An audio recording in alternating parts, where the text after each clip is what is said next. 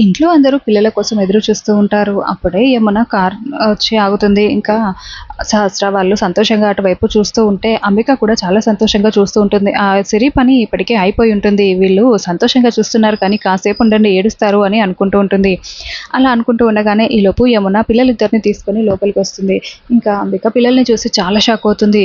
ఇంకా అప్పుడే యమున ఏంటి పద్మాక్షి యమునను చూసి తిడుతూ ఉంటుంది. పిల్లల్ని తీసుకురాకుండా ఇంతసేపు ఏం చేస్తున్నావు? మేమెంత టెన్షన్ పడుతున్నామో తెలుసా? అని సహస్ర, పద్మాక్షి అరుస్తూ ఉంటారు.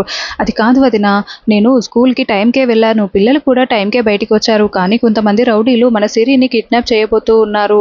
అలా రౌడీల నుండి తప్పించుకోవడానికి రావడానికి ఈ టైం పట్టింది. ఆ అమ్మాయే లేకపోతే మన సిరి ఈరోజు కిడ్నాప్ అయి ఉండేది అని చెప్తూ ఉంటే విహారీ కూడా చాలా షాకింగ్‌గా పైకి ఎక్కుతూ అలా వింటూ ఉంటాడు.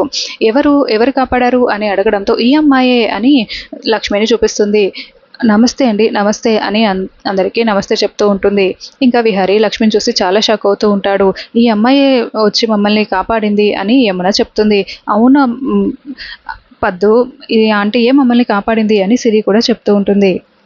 ఇంతకీ ఎవరమ్మా నువ్వు అని అడుగుతుంటే నా పేరు మహా అండి అని అలా పిల్లల్ని కిడ్నాప్ చేస్తూ ఉంటే చూడలేక వాళ్ళతో ఫైట్ చేసి కాపాడాను అని చెప్పడంతో ఒక్క నిమిషం ఉండండి అని సహస్ర లోపలికి వెళ్ళి డబ్బు తీసుకొని వచ్చి మీ ఈ డబ్బు తీసుకోండి ఏదైనా అవసరానికి పనికొస్తుంది అని అందరూ చెప్తూ ఉంటారు. మీ రుణం ఎప్పటికీ తీర్చుకోలేను అని పద్మాక్షి కూడా అంటూ ఉంటుంది. ఆ తర్వాత ఇంకా ఎక్కడుంటావమ్మా అని అడగడంతో ఇంకా అందరూ అలా వెళ్ళిపోతూ ఉంటే లక్ష్మి ఏడుస్తూ ఉంటుంది. ఎందుకమ్మా ఏడుస్తున్నావు అని అడుగుతూ ఉంటే, ఇంత పెద్ద ఇంట్లో నేను ఉండడానికి చిన్న ప్లేస్ ఇవ్వరా అండి అని లక్ష్మి అనడంతో ఇంకా పద్మాక్షి నువ్వు నా మనిషివి, ఇక నుంచి నువ్వు ఈ ఇంట్లోనే ఉంటావు అని చెప్తూ ఉంటుంది.